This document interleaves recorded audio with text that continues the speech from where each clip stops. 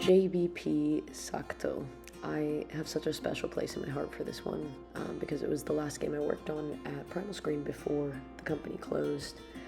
It was pretty much just me and the other full-time dev, Akil, working on this in the end, so I'm really proud of what we made, just the two of us essentially, with obviously the creative team as well, but being the only two developers on this was a bit of a challenge, but we had already been working together for years, so we already had that chemistry down and that workflow down.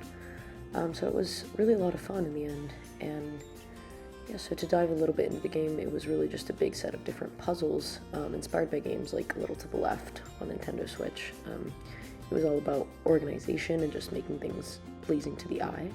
Sakto literally means just right or exact in Filipino, so little fun fact on the game title there.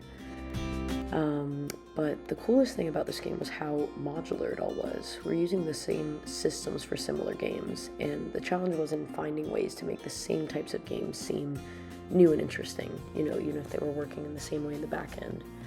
And the most obvious way to add variety was with these, themes, sections that we had that highlighted different spaces and events and holidays and things like that.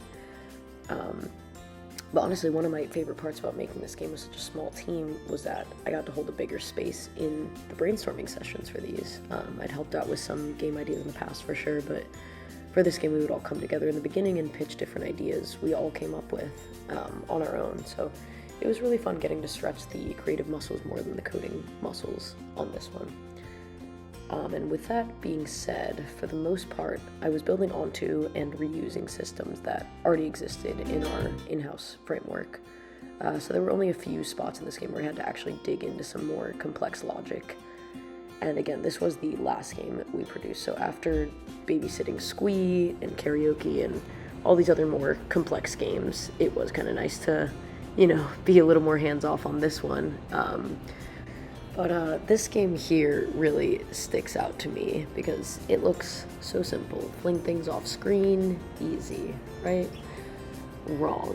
I had to think about things like screen size, fling direction, fling strength, and just a million little challenges kept coming up. I initially going into it really thought it was going to be a pretty easy thing to do as well, but it was just a weird combination of using a physics engine but then having to finish the job with an animation to ensure that the leaves would fully go off screen. So it ended up being sort of a nightmare, honestly, but I made it through, and yeah, now people can fling things off screen as they please.